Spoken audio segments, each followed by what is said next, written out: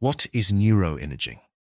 Your brain is one of the most complex and powerful organs in the universe, but for a long time, scientists couldn't see what it was doing inside a living person.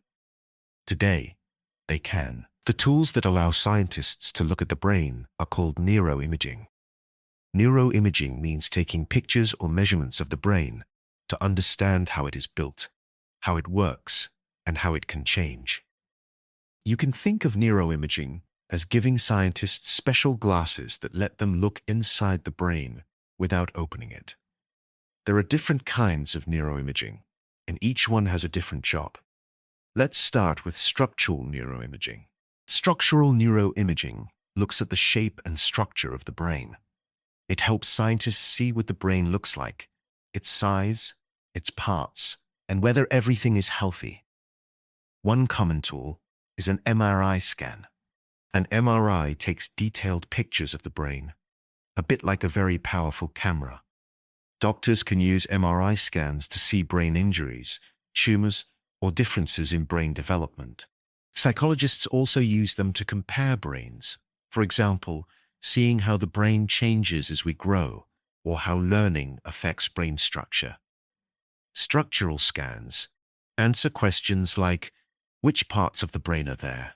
Are they healthy? How are they shaped and connected? Now let's move to functional neuroimaging. Functional neuroimaging looks at what the brain is doing, not just what it looks like. It shows which parts of the brain are active during different tasks. One famous method is fMRI, which stands for Functional Magnetic Resonance Imaging. When you think, move, speak, or feel emotions, certain brain areas use more oxygen.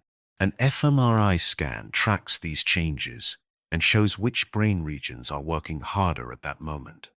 For example, scientists can see which parts of the brain light up when someone reads, listens to music, feels fear, or solves a problem. Another functional method is EEG, or electroencephalogram. EEG uses small sensors placed on the head to measure the brain's electrical activity. It's especially useful for studying sleep, attention, and seizures because it shows brain activity happening very quickly. Functional scans help answer questions like, what is the brain doing right now? How does the brain change when we think or feel? There's also a third group of techniques called neuromodulation methods. Neuromodulation doesn't just observe the brain. It can gently influence brain activity to study how it works or help people feel better.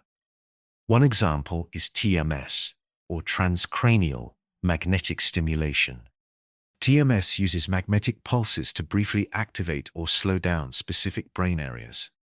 Scientists can see how changing one part of the brain affects behavior, memory, or mood. Another method is TDCS, which uses very small electrical currents to slightly change how active certain brain areas are.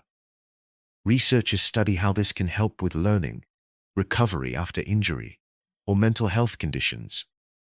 Neuromodulation helps answer questions like, what happens if this brain area works more or less? How can we help the brain recover or improve?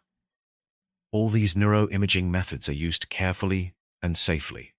They help scientists understand how the brain supports thinking, emotions, memory, movement, and behavior. At its heart, neuroimaging helps us explore the brain from the inside out. It turns invisible brain activity into pictures, patterns, and signals that we can study and understand. So the next time you see a picture of a colorful brain scan, remember this. That image is showing scientists how thoughts, feelings, and actions come to life. And neuroimaging is the window that lets us see the brain in action. If you enjoyed our channel, please click subscribe.